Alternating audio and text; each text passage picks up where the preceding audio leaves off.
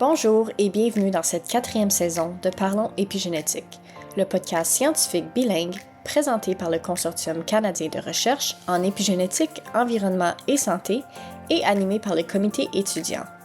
Cette saison se distingue des précédentes puisqu'il s'agit d'une édition spéciale consacrée aux scientifiques qui ont bâti leur carrière en dehors du milieu académique. À travers ces épisodes, nous explorons leur parcours professionnel, leurs recherches, leurs intérêts et bien plus encore. Bonjour Émilie, merci beaucoup d'avoir accepté notre invitation pour le podcast du CHRC. On est vraiment ravis de te recevoir aujourd'hui pour que tu puisses échanger avec nous sur ton parcours, sur ton engagement dans la communication scientifique et aussi la création de Impact Scientifique. Tout d'abord, est-ce que tu peux te présenter en quelques mots? Merci les filles pour l'invitation, je suis vraiment ravie d'être avec vous. Je m'appelle Émilie Dubois, j'ai un doctorat en biologie cellulaire et moléculaire de l'Université Laval, puis je suis la fondatrice de l'agence Impact Scientifique. Et donc pour commencer, on aimerait que tu nous présentes un peu ton parcours. Qu'est-ce qui t'a donné envie de travailler dans le domaine scientifique et plus particulièrement dans le domaine de la communication scientifique? C'est une bonne question. C'est vraiment lié à un cheminement. Je peux pas dire que je voulais faire ça depuis que j'étais toute petite, mais je me rends compte avec le recul que je faisais des petits bouts par-ci par-là de ce que je fais aujourd'hui. Certain que tout ce qui est la science, la nature, le corps humain, tout ça, ça me fascine. Après, il faut faire aussi avec ce qu'on arrive à apprendre et comment fonctionne notre cerveau. Fait que par élimination, je me suis tournée vers la biologie, même cancérologie. C'est ça qui m'a amenée à faire un doctorat, travailler sur la réparation de l'ADN. Et c'est en fait au fil de mon parcours, j'avais aussi des petits points d'accroche à tout ce qui est lié à l'art. Équivalent du secondaire, j'avais aussi étudié en histoire de l'art, j'aimais beaucoup ça, j'ai même failli faire l'université dans cette direction-là. Et puis forcément, tout ce qui est professeurs et parents, ils nous ramènent sur un chemin plus sécuritaire, financièrement aussi. C'est le moment où on n'a pas forcément toutes les décisions en main non plus. Et donc je suis restée plutôt scientifique. Mais je ponctuais ma vie un peu avec des vacances, des stages ou autres d'art, d'histoire de l'art, de restauration du patrimoine. J'arrivais pas à vivre sans ces deux éléments-là, la science et l'art. Donc, c'est finalement, à la fin du doctorat, l'art me manquait, mais je voyais que ça devenait un outil pour bien communiquer la science, faire les schémas, bien faire ses présentations, accompagner un storytelling. Donc, au fur et à mesure, j'ai réussi à concilier les deux pour les avoir et les garder dans ma vie. Pendant votre parcours et quand vous avez déjà présenté ça c'est des possibilités qui existent ou pas. Après, est-ce que dans ce parcours-là, il y a un moment où vous avez réalisé que ça c'est probablement un domaine qui existe ou auquel je pourrais participer et ce serait important de le développer? C'est une bonne question. J'aurais aimé qu'on me le dise que ce métier peut exister. En vrai, je trouve qu'il y a eu un essor justement dans les peut-être 5 ou 8 dernières années, mais quand j'ai diplômé en 2018, puis même j'ai commencé à y réfléchir depuis 2015, j'ai regardé autour de moi, il n'y avait pas de formation, puis il y en a encore très très peu dans les universités, tout ce qui est communication scientifique. Puis quand on dit communication scientifique, on pense beaucoup journalisme et rédaction, écriture. Tout ce qui est connexe, est-ce qu'on parle de podcast, est-ce qu'on parle d'illustration? Moi, j'amène encore plus loin là, avec le graphisme. Impact ne fait pas que du graphisme aujourd'hui, donc on a évolué aussi. Donc toutes les autres formes de communication, un peu planification stratégique des communications avec de la matière scientifique ou avec un public scientifique, tout ça c'est encore trop peu connu et reconnu. C'est pas vraiment des métiers officiels. On a toujours l'impression que c'est comme une spécialisation d'un métier qu'on connaîtrait plus facilement dans peut-être des agences marketing, mettons. Et je suis contente de voir que maintenant, il commence à y avoir des postes qui s'ouvrent dans les institutions, dans les organismes, les universités, les entreprises, pour faire de la communication scientifique. C'est pas comme si la société est habituée à ce profil-là depuis très longtemps. Il y a des différences entre Amérique du Nord et Europe. Il y a comme des avancées différentes. Il y a plein de facteurs qui jouent finalement. Et c'est quoi justement les différences entre l'Europe et l'Amérique du Nord qu'on peut constater? Ce que j'ai vu, c'est qu'il y a beaucoup plus de formations en communication scientifique, puis il y a même des sous-parties, des sous-spécialisations. Forcément, je viens de là, mais j'ai vu ça en France. Il me semble que dans d'autres universités en Europe, il y en a. Il y a des profils par rapport à la diffusion de la connaissance, il y a des profils par rapport à tout ce qui est muséographie. Puis je vais pas m'étaler plus parce que là je vais arriver à la limite de mes connaissances puis je risque de dire une bêtise, mais de ce que je vois c'est qu'il y a des, tu sais, au Québec ce qu'on voit en formation c'est très journalisme. Là il y a depuis 2 ans un programme qui s'est ouvert à l'Université Laval, un DESS en illustration scientifique. Fait que ça j'étais très enthousiaste puis on les soutient depuis leur création, donc c'est un beau partenariat. Mais ce que je voyais il y a 5-8 ans c'est que si j'étais à Québec, il fallait que j'aille à Toronto ou dans le reste du Canada pour me former, puis c'est uniquement en illustration médicale. Mais l'ingénierie, tout ce qui est sciences sociales, ont besoin d'être communiquées tout autant, environnement aussi. Et pour le coup, ben, si j'allais faire cette formation-là en illustration médicale, j'aurais pas pu travailler sur ces projets-là parce que j'aurais été trop spécialisée dans quelque chose qui est pas si souvent demandé. C'est beaucoup peut-être des entreprises américaines ou pharmaceutiques qui vont demander cette spécialité-là, mais je pourrais pas faire le métier que je fais aujourd'hui. Donc moi je suis contente d'être restée et d'avoir comme un peu créé cette niche-là aussi, montrer qu'il y a un besoin et qu'il y a tout un écosystème à servir. Donc de ce que tu viens de dire, ça a l'air d'être quand même ce manque un peu de formation autour de la communication scientifique qui a un peu amené ce projet. Est-ce que tu pourrais nous en dire plus sur les étapes qui ont mené un peu la création de l'idée, puis ensuite la création même de l'entreprise? Oui, ben, tu vas me permettre de finaliser le propos précédent en disant c'est pas juste lié à la formation. Ce que je vois aussi, c'est que en Europe, dans les demandes de subventions pour les chercheurs, il y a vraiment une étape de diffusion et transfert de connaissances. Et ça, c'est en train d'apparaître au Québec et au Canada, pas dans l'ampleur aussi, je vais le dire comme ça, imposée, mais aussi rigoureuse qui est demandée en Europe.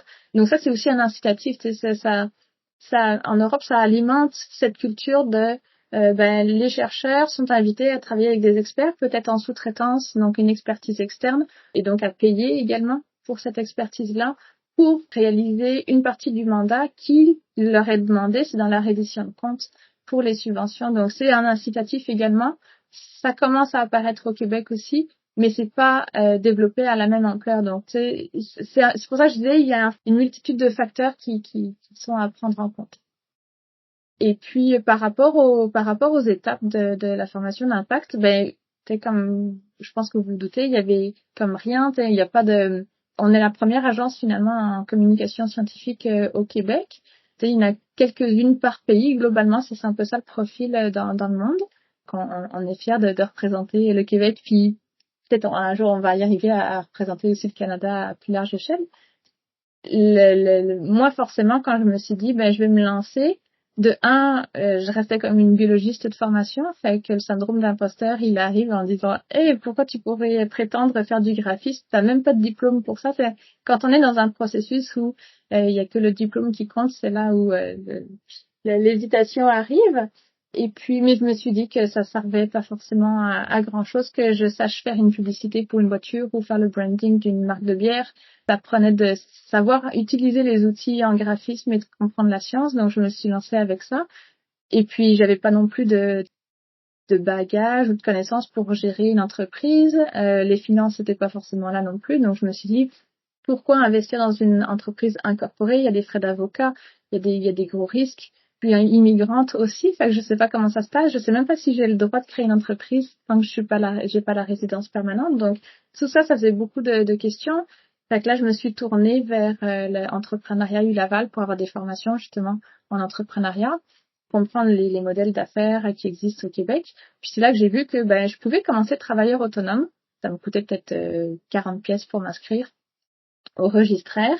La chance que j'avais, c'est que finalement, c'est une entreprise de service. J'ai pas un brevet à gérer, j'ai pas des locaux, des productions, de la R&D à faire. Je pouvais commencer toute seule, j'avais pas besoin d'avoir des employés. Donc, c'était quand même un contexte assez positif, avec moins de barrières que peut-être d'autres entrepreneurs scientifiques. Je vais le nommer quand même.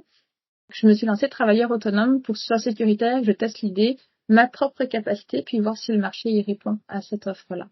Et après 2 ans et demi de travailleur autonome, c'est là que j'ai incorporé parce que la demande était plus grande. J'avais plusieurs pigistes à qui je déléguais déjà des travaux parce qu'ils avaient une expertise que je n'avais pas. Donc moi, je crois en cette collaboration et cet écosystème d'expertise qui ont besoin de collaborer ensemble pour répondre aux projets et aux besoins des scientifiques. Donc ça, je le présentais. Je pouvais pas encore avoir d'employés, mais au fur et à mesure, ça s'est fait. Puis avec l'incorporation, là aujourd'hui, on est 5 personnes à temps plein. Fait que on avance, un pas à la fois.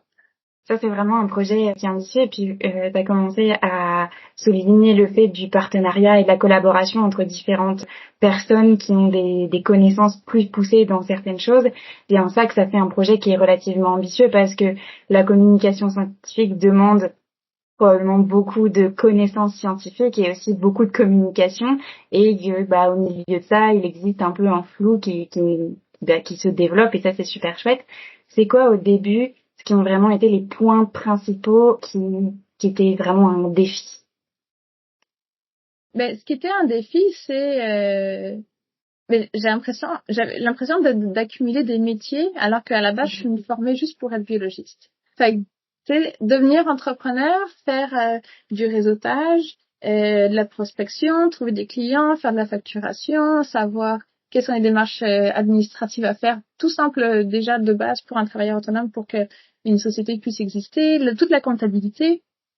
Et quand tu es étudiant, c'est assez simple de faire ses impôts. Après, quand tu passes en entreprise, c'est une autre affaire. Donc, arriver à bien s'entourer, mais toujours jouer sur aussi avec le fil de la finance de qu'est-ce que je peux déléguer parce que j'ai quel budget dans les mains. Donc, déjà rajouter un chapeau d'entrepreneur, puis aussi rajouter un chapeau de communicatrice, graphiste. C'est là où on essaie de tasser justement le syndrome de l'imposteur que je disais tantôt. Donc, au final, c'est plus de est-ce que je suis légitime? Est-ce que j'y arrive? Est-ce que je suis la bonne personne pour ça? Est-ce que je continue? Et puis après, encore une fois, pas de formation en gestion d'entreprise. Oui, en gestion de projet, mais il y a toujours quelque chose de nouveau à apprendre. Donc c'est ça qui est excitant. Puis faut avoir du monde aussi qui comprend que on construit l'avion en plein vol. Donc c'est une réalité. Ça peut être stressant, mais le fun et puis la fierté à la fin, c'est inégalable. Fait que on avance puis on y croit. Et j'imagine aussi que dans ce processus, le fait de recruter les autres personnes qui aujourd'hui t'entourent, ça aide aussi à faire avancer. Et je me demandais comment tu avais rencontré ces personnes, comment elles s'étaient greffées au projet. Ah, bonne question. Plein d'histoires très très différentes. Des fois c'est des alignements de planètes. Je me dis des fois j'ai quand même un petit ange gardien derrière nous. Après je me rappelle aussi Pasteur, il disait que la chance ça se prépare. Il a dit dans de meilleurs mots, mais des fois c'est le fruit des efforts puis d'un effort qui continue aussi. Et c'est un peu comme un projet de recherche. Le résultat il tombe pas tout de suite. Des fois ça prend plusieurs mois pour avoir le résultat final. Donc cette patience-là et cette résilience, ça marche aussi avec l'équipe. On comprend, on fait des tests, on s'essaye. Ça marche, ça marche pas, on se réajuste. Donc tout ça dans la bienveillance pour créer une structure qui fonctionne.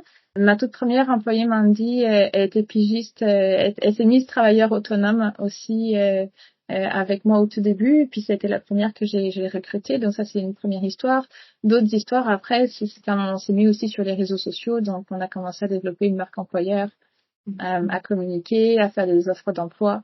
Il y en a qui ont commencé en tant que stagiaires. Ça c'est un autre partenariat avec l'Université Laval. J'étais très contente de voir qu'ils ont ouvert un programme pour permettre aux doctorants de faire des stages en entreprise pour découvrir un autre univers, pour les préparer et les aider dans leur réflexion de leur avenir professionnel.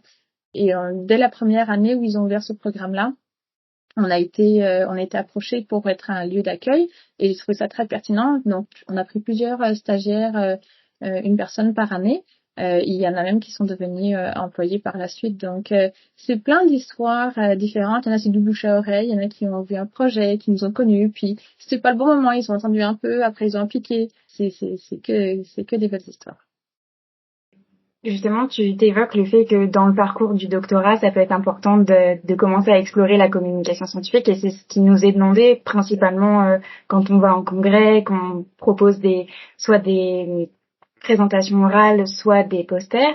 Toi, de ton expérience, est-ce que c'est ça qui t'a aussi appris à penser à la communication scientifique? Qu'est-ce que tu as pu explorer? Est-ce que par exemple, c'est très dépendant de la relation avec la personne qui t'encadre, mais est-ce qu'elle était sensible à ces choses-là? Est-ce que tu as ressenti de l'intérêt aussi à ce moment-là? Parce que le point où je suis très reconnaissante par rapport à mes expériences passées, c'est que pendant mon doctorat, j'ai vraiment pu aller à des congrès puis des gros congrès. Et c'est en étant plongée dans cette grande piscine-là que j'ai pris goût aussi à la communication scientifique et que j'ai vu que c'est bien se préparer, penser à son auditoire, travailler ses visuels, avoir quelque chose de professionnel et d'avoir une histoire qui tient la route, qui est claire, qui est compréhensible, qui est bien travaillée et qui est adaptée à l'auditoire et qui fait sens avec le visuel ou le choix du contenu et de la quantité d'informations qu'on souhaite partager dans un temps imparti. Tous ces bouts de travaux-là et d'exercices à faire en amont, c'est vrai que c'était tellement important et que finalement on l'apprend au fur et à mesure. On l'apprend en fonction aussi de la culture du laboratoire dans lequel on est, de la sensibilité.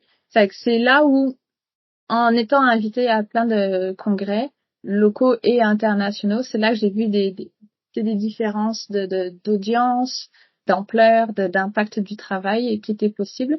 Et quand je voyais la réaction face à ma présentation des travaux, je suis OK, moi, la petite fille qui était timide et puis qui a absolument tous les symptômes de stress quand elle parle à l'oral, elle arrive à présenter son projet quand même, puis à gagner des prix. Et là, je tiens à quelque chose, puis c'est peut-être pas juste lié à moi. Je suis persuadée que chaque projet, s'il est travaillé bien sur toutes ses facettes visuelles, graphiques, orales, etc., arrivera à se démarquer. Puis on va faire en sorte que les débuts d'innovation ou les projets innovants qui sortent des laboratoires, ils arrivent réellement à arriver dans la société. Moi, je me souviens, j'avais des colocs qui travaillaient sur des stents cardiaques et j'ai dit, j'aurais aimé ça que le projet il continue parce que je pense qu'un jour, mon grand-père en aurait bénéficié. Et il est parti avant que ça sorte du laboratoire. Et c'est tellement une frustration qui est gigantesque pour moi en voyant ça, mais c'est juste un problème de boîte à outils, de communication, que la plupart un certain nombre de fois, des projets scientifiques ne lèvent pas.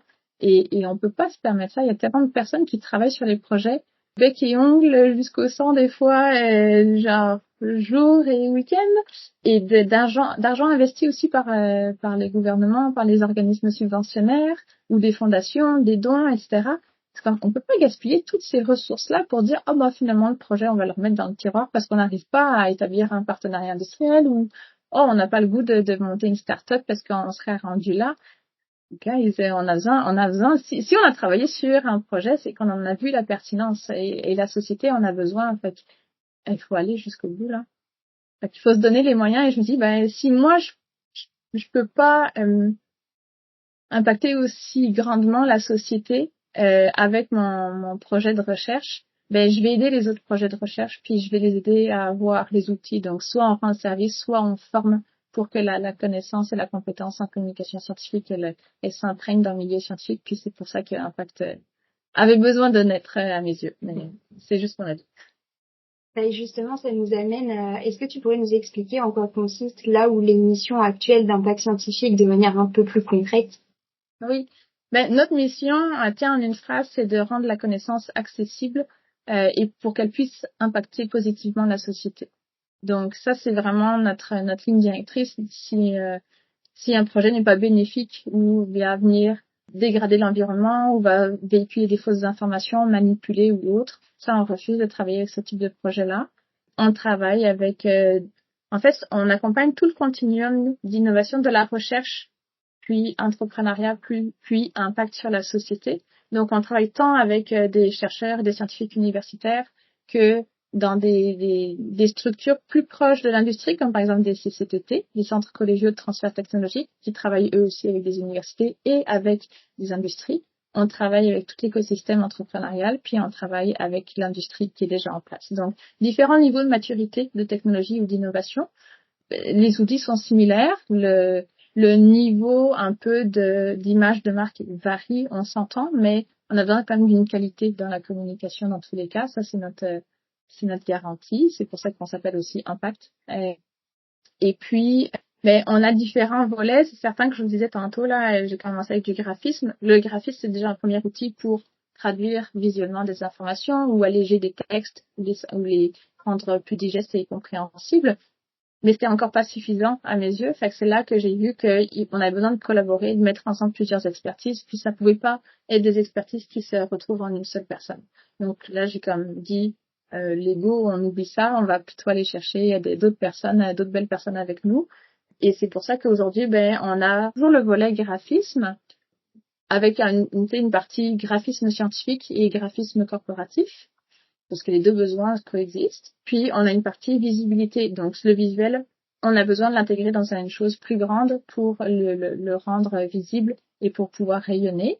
Et donc, c'est une présence sur les réseaux sociaux, ça peut être une présence avec les sites internet, ou tout outil. Est-ce qu'il y a des articles de blog à rédiger? Est-ce qu'il y a des vidéos à créer? Dans le fond, c'est la partie rayonnement et stratégie. Donc, c'est pour ça qu'aussi, on a une partie où on accompagne, on fait de la planification stratégique, où on fait des plans de communication, des calendriers éditoriaux, tout le travail en amont de stratège, de planification et de structuration finalement d'un projet de communication scientifique. Est-ce qu'on s'adresse à la bonne audience? Est-ce que le médium ou les choix d'outils, de matériel, de livrables sont bons pour cette audience-là? Puis aussi pour l'objectif qu'on s'est fixé. Donc toute cette réflexion-là en amont, elle est nécessaire. Des fois, on n'est pas dans l'opérationnalisation, on est juste dans l'accompagnement.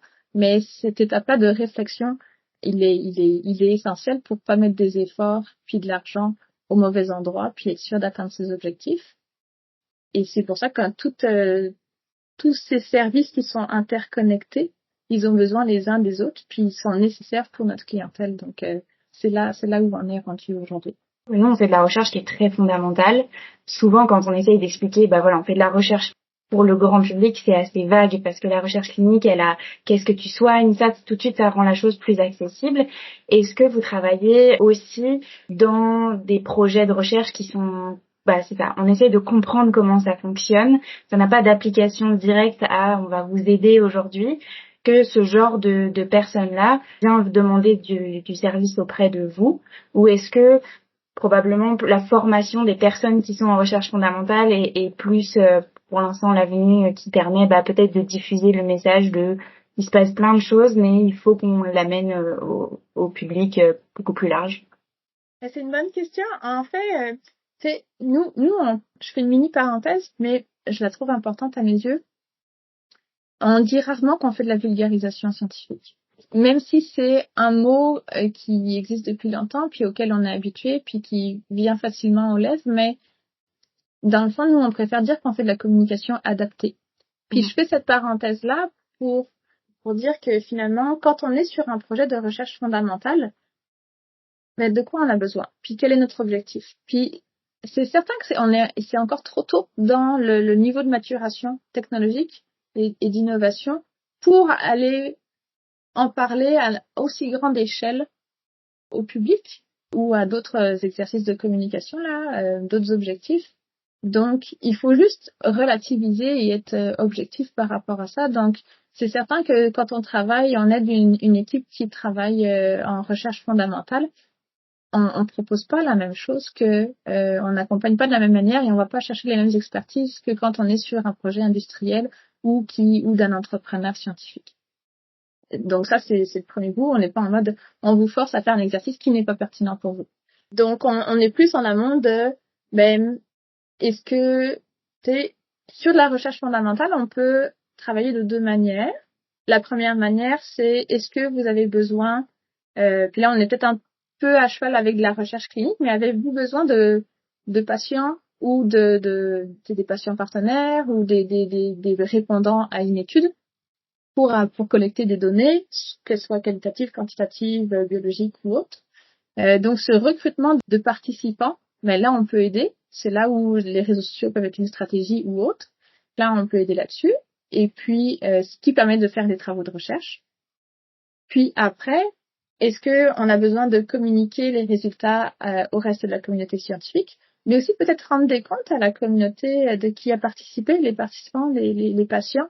C'est un beau retour aussi, ça montre que leur effort, leur participation était bénéfique et utile et appréciée. Donc à ce moment-ci, tout ce qui est un peu reddition de comptes, puis présentation et diffusion des résultats, même si des fois c'est encore très préliminaire, mais je trouve que c'est constructif et c'est là où aussi on peut intervenir. Est-ce que c'est graphiquement? Est-ce que c'est une brochure de une page pour après le diffuser? Est-ce que c'est une mini-vidéo? Il y a plein de formats encore qui sont adaptés, mais on reste quand même dans du matériel qui est pertinent. Et puis, on reste aussi avec d'autres types de projets qui sont, est-ce qu'on fait une figure scientifique? Est-ce qu'on accompagne la personne qui a fait la recherche à réfléchir à son graphical abstract? Parce que là, il y a des consignes particulières. C'est un exercice de graphique différente que de construire ses propres figures qu'on connaît par cœur avec les données, etc. Et des fois, on a besoin d'un œil extérieur pour nous donner un coup de pouce, pour clarifier, pour trier, pour organiser, pour hiérarchiser l'information. Puis c'est là qu'on peut intervenir. Donc, au final, la beauté de la chose, c'est que c'est notre philosophie, c'est pas de dire one size fits all, puis on va toujours pitcher et vendre les mêmes services à tout le monde. Non, on s'adapte aux besoins parce qu'il y a des réalités, on est à des niveaux et des étapes différentes du processus. Donc, c'est pour ça que moi, je voulais vraiment pouvoir couvrir le continuum et donc avoir au sein de l'équipe toutes les expertises nécessaires selon le niveau de maturité de l'innovation. Et est-ce qu'il y a un type de client qui approche plus l'entreprise? Par exemple, est-ce que c'est plus des chercheurs universitaires ou des organismes publics? Est-ce qu'il y a un type de profil ou c'est vraiment très varié? Ça a évolué au fil des années, mais je te dirais que c'est peut-être des gens qui sont curieux puis qui ont envie de collaborer. Ça serait le point commun entre tout le monde, mais on a vraiment des personnes de tous les milieux, puis c'est beaucoup du bouche à oreille qui fonctionne. Fait que on est joyeux par rapport à ça. On en est fiers aussi. C'est le retour du boomerang, service de qualité. Ça revient aussi vers nous et on est référé. J'ai pas de profil qui se démarque très, très nettement. Par chance. Au moins, ça nous permet justement de remplir notre mission au complet. Et puis c'est très challengeant aussi parce que probablement que ça fait appel à quelque chose qui est une entreprise, quelque chose qui est beaucoup plus universitaire. Est-ce que par exemple dans les demandes de subventions, vous êtes appelé à travailler pour essayer de maximiser la chance de pouvoir avoir une bourse parce que des fois ça manque ça paraît professionnel. T'as l'idée scientifique, il y a les preuves, mais il faut pouvoir les transmettre et souvent l'auditoire il est pas au même niveau. C'est un bon point. C'est quelque chose sur lequel je me suis questionnée. Puis il y a dans le domaine industriel, il y a vraiment des entreprises qui sont dédiées à aider les industries à obtenir des subventions. Et ça a été un choix qu'on ne creuse pas davantage cette expertise-là. Par contre, c'est certain qu'on est toujours enthousiaste puis on participe quand un chercheur, une chercheuse nous approche pour dire je planifie tel projet, je voudrais déposer telle demande de subvention, j'aimerais ça vous inclure dans le budget.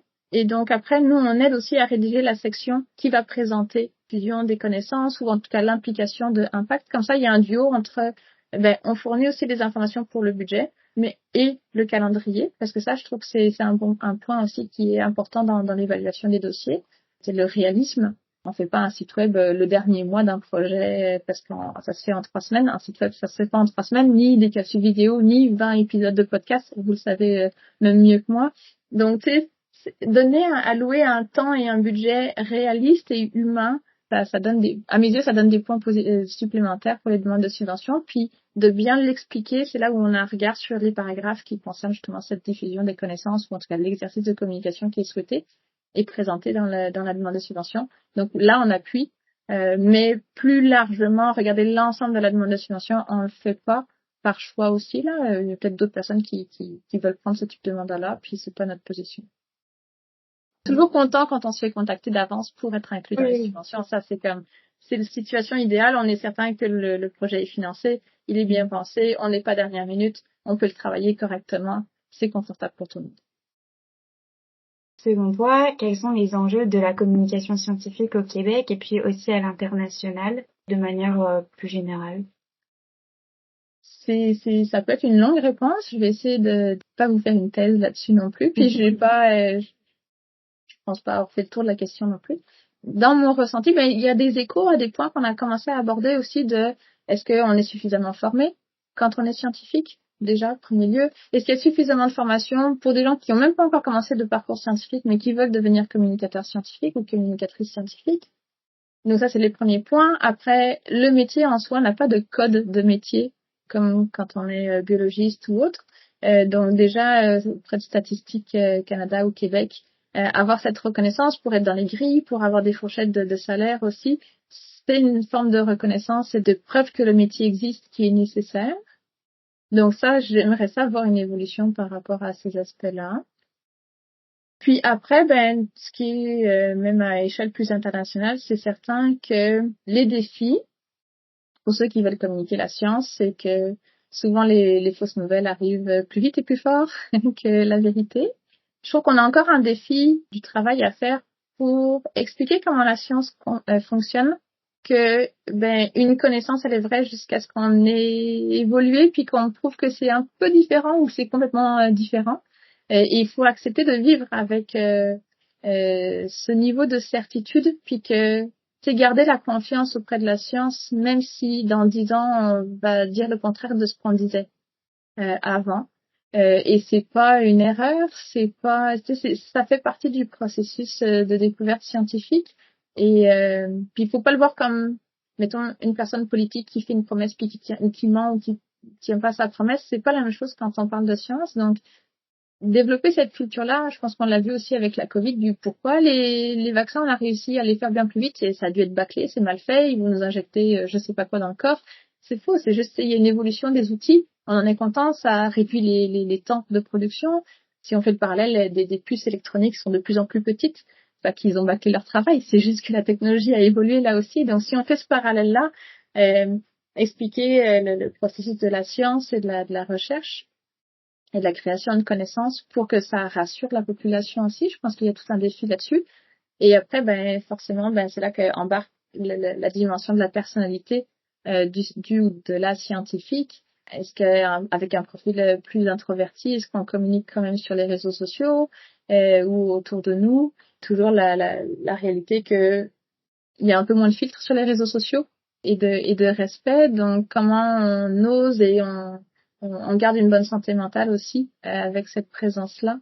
Et ça part souvent d'une bonne intention de communiquer avec le public, mais quand on se fait, dans certains cas même insulter ou défier, c'est absolument pas le fun. Puis si c'est pas le métier, c'est là où on a le droit de prendre la décision de se retirer. Mais ça laisse encore plus la place aux fausses informations. En fait, c'est un débat qui est pas évident. Faut trouver la balance. Faut être honnête avec soi-même aussi de si on a envie, si on est capable de le faire, si on peut le prendre, si notre charge mentale est suffisamment basse pour rajouter ça sur nos épaules et bien le vivre et dans notre gestion de nos émotions aussi et de notre vie. Et puis après, c'est toujours la place que la société elle fait pour communiquer la science. Je vais oser le dire, mais ce qu'on voit se passer aux États-Unis, ça ne marche pas. On peut pas dire qu'on n'a pas le droit de parler de certains mots-clés. On peut pas dire qu'on doit arrêter de faire des recherches sur telle ou telle thématique parce que c'est faux. Les politiques, faites votre job, puis laissez la science faire sa job aussi, là, puis qu'il y ait un peu plus de confiance. Ça m'inquiète un peu. Et je sais, on est au Canada, par chance, mais à quel point il peut y avoir des tendances qui évoluent. J'ai pas de boule magique, j'aimerais ça pour voir que l'avenir est plus rassurant que des fois ce qui se présente à nous. Je pense que ça ferait le tour des grandes idées que j'ai par rapport aux défis qui existent encore aujourd'hui.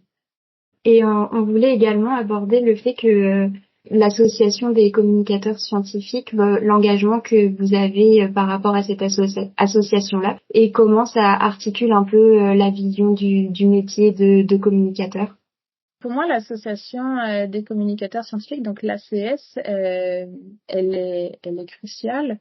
Historiquement, elle était un peu plus axée vers, encore une fois, les journalistes. Maintenant, les journalistes ont aussi leur propre association, donc c'est deux choses distinctes. Moi, j'ai été membre aussi, puis j'étais contente de voir cette association quand j'étais encore dans mes réflexions 2015 ou autre, en disant ils ont aussi une infolettre, on va pouvoir voir s'il y a des offres d'emploi, des nouvelles. Je pense que bâtir un écosystème aussi qui est fort, tu sais que tantôt on parlait de collaboration au sein de Impact dans l'équipe, mais je pense que au sein de l'écosystème en communication scientifique, c'est important également. Donc c'est grâce à des associations que on peut y arriver, de regrouper tout le monde, de les rejoindre, de leur permettre de réseauter, de se mailler ensemble pour éventuellement collaborer ou avoir plus de force aussi pour servir la communauté scientifique et servir le public qui a soif aussi de nouvelles, de connaissances et d'informations. Donc dans les deux sens. Puis ce que je voyais aussi, puis c'est là où moi j'ai c'est le président à ce moment-là, c'est Joël Leblanc qui m'a contacté en disant veux-tu être sur le conseil d'administration? Puis là je me suis dit si je regarde le conseil aujourd'hui, il y a personne vraiment en graphisme scientifique ou en entreprise. Fait que je dis, ça peut être une voie aussi pour être représenté et de faire évoluer l'association également pour qu'on soit plus représentatif de la diversité qui existe au sein de la communauté de communicateurs et communicatrices scientifiques. Donc, je me suis dit, là, j'ai quelque chose à apporter. Si on veut continuer à travailler pour faire connaître et faire reconnaître les métiers en communication scientifique, parce que c'est là où on a un peu à la même transition que quand on a découvert le cancer, puis qu'après au fur et à mesure on a dit mais non, il y a plein de cancers différents, on peut pas juste dire j'ai le cancer, on commence à le préciser, et j'ai la sensation quand dans ce tournant là aussi au niveau de la communication scientifique qu'on commence à décrire un peu plus notre spécialité et que toutes ces spécialités-là ont besoin d'exister et de collaborer ensemble. Donc, on n'est pas juste communicateur ou communicatrice scientifique, mais on a notre spécialité, nos médiums, nos manières de communiquer, de partager l'information, nos préférences. Et ça, c'est important. Donc, c'est pour ça que je voulais qu'il y ait cette représentation de la diversité au sein de la communauté. Puis, je voyais aussi qu'il y avait quand même une grande partie de la communauté qui est à Montréal. Donc, représenter, être un peu plus la voix de Québec également. Ce qui fait que, ça fait partie de discussion. C'est pas juste moi qui ai contribué, mais dans les échanges, au final, on a mis en place que le congrès, il a lieu en alternance Québec-Montréal. C'est comme ça, on est un peu plus proche aussi de tous les autres communicateurs qui sont en région quand on est à Québec. Ça aide à souder un peu plus le réseau. Ça permet de formuler aussi notre positionnement pour que tout le monde puisse être représenté, d'aller chercher la relève également, de pouvoir mener des partenariats avec le ComSciCon notamment. Donc, tout ça, c'est nécessaire. Donc, je suis bien contente de pouvoir contribuer avec le temps qui me reste, mais on fait toujours ce qu'on peut du mieux qu'on peut. De manière beaucoup plus terre à terre, peut-être, c'est aujourd'hui votre rôle il est de directrice générale au sein d'Impact Scientifique. C'est quoi votre quotidien? Ouf, y a pas de routine. C'est pas mal. Je pense comme beaucoup de postes de direction, c'est de répondre aussi à ce qui arrive, gérer avec les urgences et les priorités. C'est certain que j'y vais. Tu sais, il y a un modèle d'affaires, puis il y a des choix personnels aussi. Fait que tout ça fait que j'ai encore des chapeaux RH, finance, administratif, puis tout ce qui est développement des affaires. Donc faire tout le réseautage, représenter l'agence. Je garde pour mon petit cœur, je garde encore des mandats aussi dans ma cour, tout ce qui est accompagnement de la communauté entrepreneuriale scientifique. Finalement, c'est avec ce chapeau de tant scientifique que entrepreneur que je peux encore mieux les accompagner, les servir. Donc, je trouve que c'est une belle opportunité. Puis moi, de garder aussi des mandats dans ma cour. Puis tout ce qui est soutien à l'équipe, création et structuration de l'entreprise, les finances, les factures, tout ça. Il n'y a pas de journées qui sont pareilles, mais on voit. L'équipe à la blague dit que c'est mon bébé, c'est comme un enfant. Je le vois là. On n'est pas encore à l'adolescence, mais ça marche. On est dans l'apprentissage du langage là. Et quand il y a un projet, justement, quelqu'un qui approche l'entreprise pour demander des conseils, etc., est-ce que c'est une personne de l'entreprise qui est affectée à répondre à la question, ou est-ce que c'est plus un travail de groupe qui est effectué pour essayer de mettre en place une stratégie, par exemple? Ça, impact à son fonctionnement par rapport à ça. D'autres entreprises pourraient avoir un autre fonctionnement, donc c'est quelque chose qui nous est propre. La réponse, un peu comme d'habitude, c'est ni blanc ni noir. On s'adapte vraiment à la demande. Si on a une demande que je vois qui ne nécessite qu'une seule expertise, ou alors c'est une demande pour donner un atelier de formation, on a déjà distribué les rôles au sein de l'équipe pour dire qui répond à ce type de mandat pour être le plus efficace possible. Parce que, à mes yeux, il faut que la personne qui va réaliser le mandat soit impliquée dès le début. On n'a pas de gestionnaire de projet, je crois pas en ce format-là, puisqu'il faudrait que le gestionnaire de projet connaisse tant la science que la communication et le métier et l'expertise en communication scientifique qui serait nécessaire, en plus d'avoir un chapeau de gestion de projet. Pour moi, ça n'existe pas, c'est pas faisable. Donc on est nous-mêmes responsables de nos propres projets, donc on est impliqué dès la prise de contact à répondre à poser des questions pour affiner notre compréhension, faire le devis, puis mener à bien le projet par la suite. Et donc justement, quelles sont un peu les étapes pour accompagner les personnes, comment se déroule un peu tout du début jusqu'à la fin que le projet se termine? J'aimerais avoir une réponse simple, mais ça voudrait dire que tous les projets sont identiques et ce qui n'est pas le cas. Ça va dépendre du sujet, ça va dépendre des objectifs, ça va dépendre de l'échéancier, du calendrier, ça va dépendre du budget. Donc déjà, ça prend au moins 4 paramètres différents. Donc je vous laisse faire la mathématique de combien de combinaisons possibles. C'est certain que on va toujours prendre la place qu'on nous laisse. Puis on va forcément prioriser en fonction de l'échéancier et du budget. Et après, est-ce que on a une première étape où on a de l'accompagnement conseil, une réflexion stratégique en amont pour valider que on va pas créer un site web pour des aveugles ou faire une brochure pour des aveugles. C'est un peu caricatural comme exemple, mais on veut pas tomber dans le mauvais choix de médium de communication. On veut garantir au client que on va pouvoir atteindre les objectifs qu'il a en tête. Donc valider qu'il y a cet alignement-là. Et puis après, on peut passer, si ça fait partie de notre mandat, si le budget et le temps le permettent, encore une fois, on passe à l'opérationnalisation, la création, s'il y a besoin de graphisme, s'il y a besoin d'une synthèse, s'il y a besoin de sketchnoting, s'il y a besoin de tout autre élément. Des fois, on est juste impliqué dans la réflexion stratégique en amont. On laisse la création faire dans l'équipe scientifique. Dans d'autres cas, on ne fait que l'opérationnalisation. Donc, on garde notre esprit critique, on mentionne.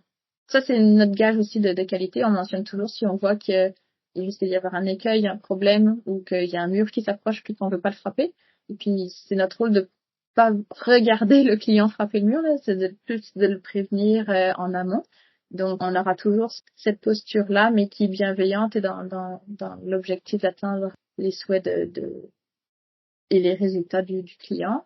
Donc, il y a plein de manières différentes. Puis d'autres fois, on est dans de la formation, soit une formation en groupe ou des formations qu'on a développées, qu'on a déposées en ligne. Donc, on a toute une plateforme de e-learning accessible toute heure du jour ou de la nuit. Bientôt tout langage, mais en tout cas, on est français et anglais. On a déjà des personnes qui se connectent de partout dans le monde. Donc, on est déjà bien content de voir ça. C'est de rendre de la connaissance disponible à l'international.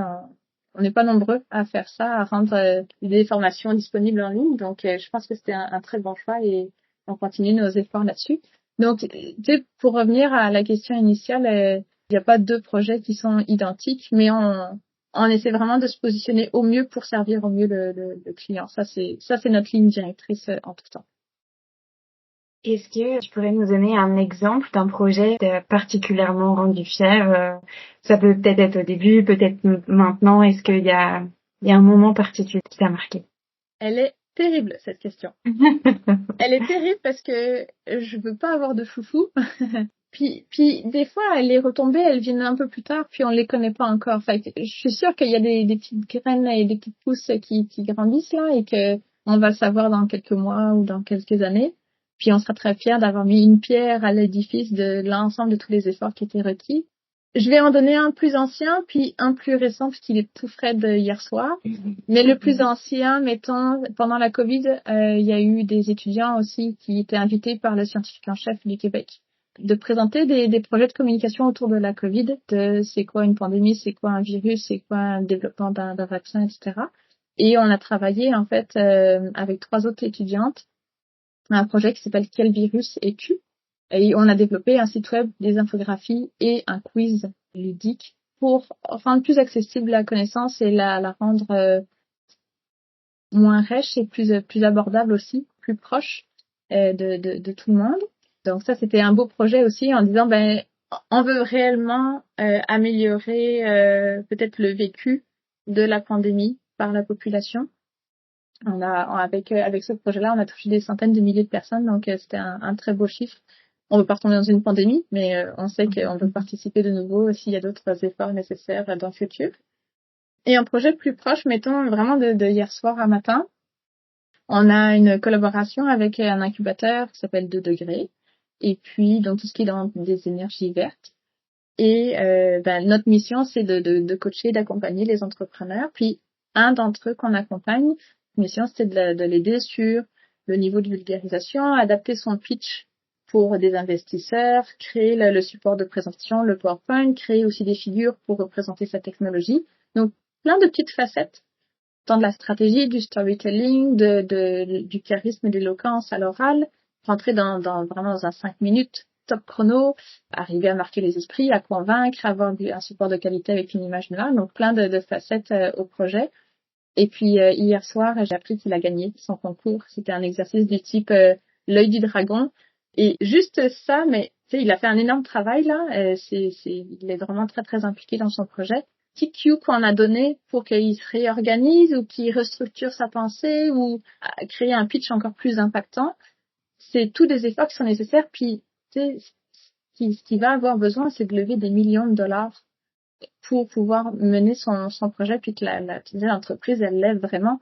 Puis juste cette nouvelle, c'est juste incroyable. On voit vraiment que tout ce travail de préparation en communication était nécessaire pour que lui, après, il accède à des fonds et qu'il aille recruter du monde, qu'il achète des machines supplémentaires et que le projet, il accélère grandement en vitesse et là, c'est vraiment un impact plus rapide sur lui et après, lui, il va impacter positivement sur la société. Donc, puis il y a tellement d'autres de projets dont on est fier, mais c'est juste pour vous donner une idée des petites choses, même des petites victoires, qui peuvent être des grandes victoires finalement par la suite, mais c'est ce que j'ai vraiment à l'esprit de là tout de suite parce que c'est tout frais, mais j'ai pas arrêté d'en sourire toute la soirée quand j'ai appris ça, que je lui ai écrit, puis j'étais bien contente. Oui, ça ponctue un peu le travail que vous faites et ça montre les retombées positives qu'il peut y avoir de manière très concrète, donc ça fait toujours plaisir de voir ces résultats-là. Mais c'est ça, et puis tu sais, c'est à chaque fois notre clientèle nous approche, puis on est toujours fiers de travailler avec eux. Il y a même aussi le Conseil de l'innovation du Québec qui nous a approchés. À chaque fois, on essaie d'apporter des regards, puis une manière humaine aussi de travailler. Est-ce que l'information elle est accessible? Est-ce que même le visuel, les couleurs sont accessibles à différents, ou la taille de la police est accessible pour différents publics? Pour pas qu'il y ait de discrimination non plus pour acquérir une connaissance.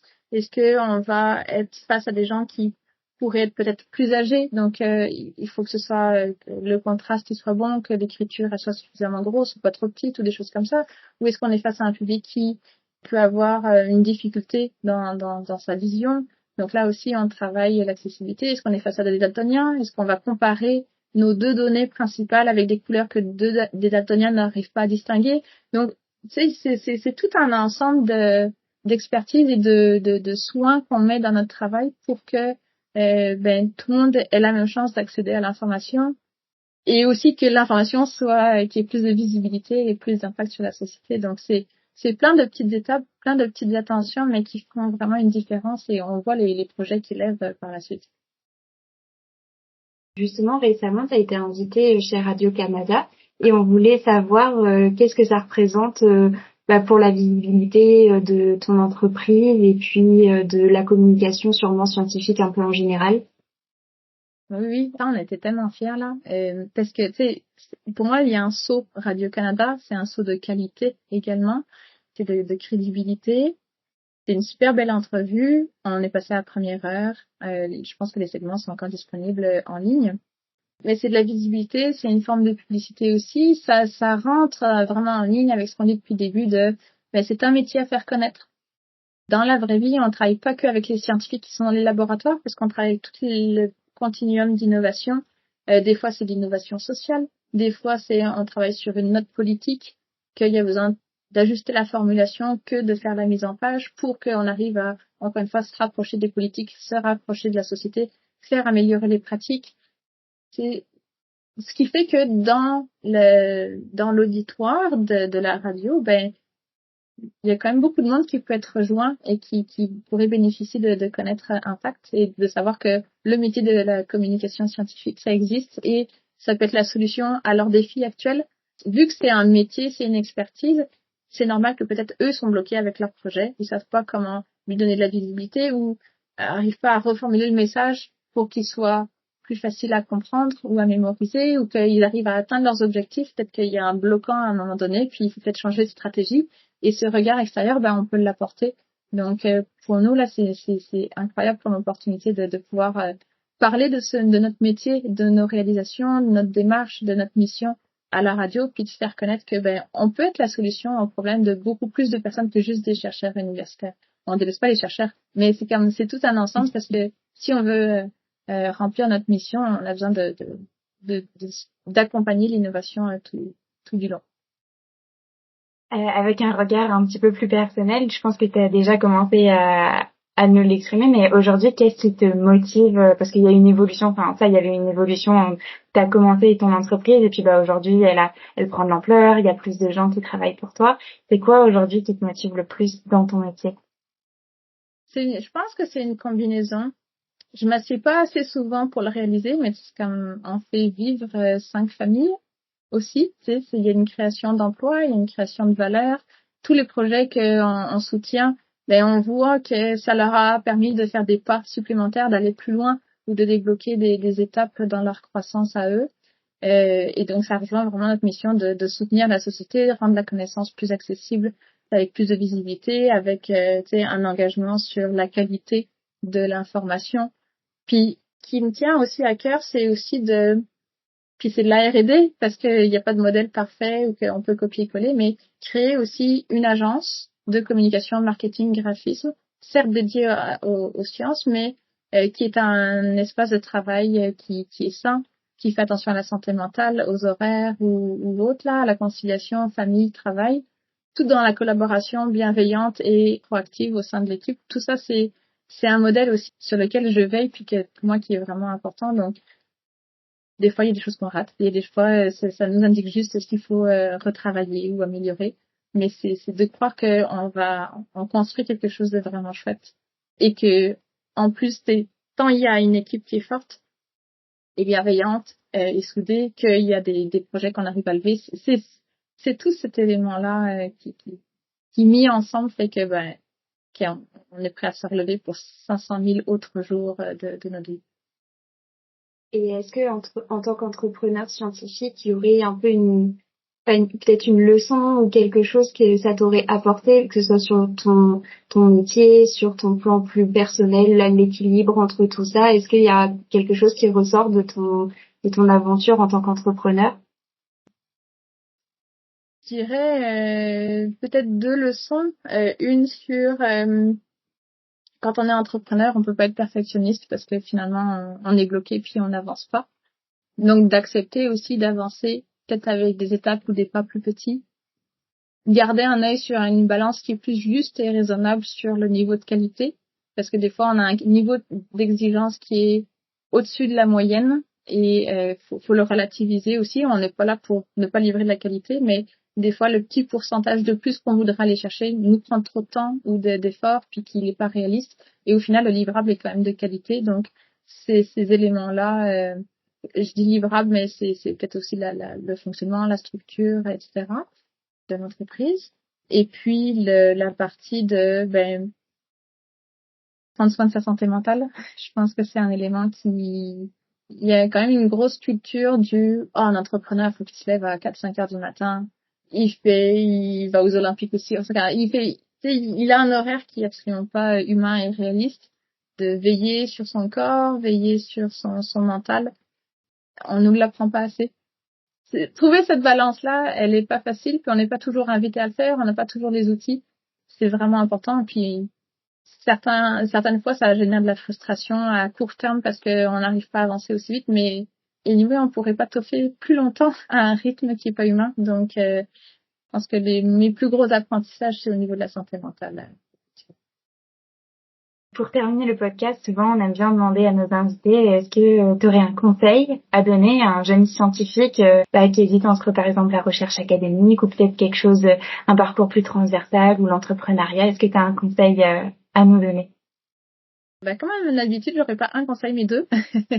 Fait que premier conseil, c'est vraiment de s'essayer, de se lancer. En fait, il faut le voir comme une démarche de développement personnel aussi. On essaye on postule à un endroit pour voir si cet environnement-là nous correspond. Quand on est rendu jusqu'au doctorat, la plupart du temps, on n'a pas eu beaucoup d'expérience en entreprise. Donc, faut être conscient que c'est des univers qui sont différents du monde académique et universitaire. C'est des dynamiques, c'est des réalités, c'est des besoins qui sont différents. Donc de l'essayer, ça nous permet déjà de déconstruire des idées reçues et de s'en faire une vraie tête. Après, la nuance, c'est que chaque entreprise est différente, donc c'est pas non plus l'entreprise dans laquelle on s'essaye, c'est pas représentatif de tout le reste de l'écosystème à garder en tête. Et finalement, c'est de voir ces expériences-là comme une source d'information par rapport à soi-même, une sorte de miroir aussi, d'apprendre à se connaître pour savoir qu'est-ce qui est le mieux pour nous, comment on fonctionne, et donc de pas voir ça comme des échecs, mais comme des phases d'apprentissage sur soi pour créer le meilleur avenir par la suite. Donc, c'est de l'essayer, puis d'accepter qu'il y a des choses qui marchent pas, mais c'est un apprentissage au final. Donc, c'est ça mon duo de conseils. Puis c'est lié aussi au fait que, vu que c'est des universités versus industrie, c'est des univers différents, c'est aussi un vocabulaire différent. On communique différemment. Et être conscient que la même compétence peut être nommée de manière différente aux deux endroits ne veut pas dire qu'on n'est pas compétent et qu'on n'a pas cette compétence-là. C'est juste que le vocabulaire peut être différent. Donc, tout ce travail d'introspection, peut-être d'aller chercher des conseils ou parler, tu sais, on connecte sur LinkedIn, on pose des questions à une personne qui est dans l'industrie, peut-être qu'on vise pour lui poser des questions. Les gens aiment bien parler de leur projet et de leur parcours. Donc, c'est certain que c'est un peu abstrait ou délicat puisque c'est en ligne, mais de le faire permet aussi de savoir c'est quoi la réalité, d'arriver à se projeter un peu plus, peut-être d'affiner son vocabulaire et de se rendre compte, mais finalement, j'ai des compétences, je peux appliquer, je peux m'essayer. Donc, tout cet ensemble de résilience aussi face à l'inconnu, ça peut être que positif. Donc, sortez de votre laboratoire, cherchez des programmes comme celui qu'il y a à l'Université Laval pour trouver un stage en entreprise et découvrir un autre environnement payé, encadré, etc., bienveillant, et essayer, et puis jaser avec du monde au pire sur les internets pour trouver de l'information puis une rétroaction extérieure. C'est forcément constructif. Fait que lâchez-vous. Merci beaucoup pour cet échange qui était super inspirant. Ton parcours illustre vraiment comment la science elle peut rayonner au-delà d'un laboratoire et puis grâce à la communication stratégique qui est rigoureuse et engagée. Donc merci beaucoup. Merci à vous deux. J'étais bien fière de participer à votre podcast.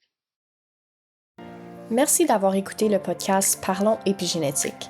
Si vous avez aimé cet épisode, n'hésitez pas à laisser un commentaire et à le partager. Pour plus d'informations, n'oubliez pas de visiter notre site web thisisepigenetics.ca.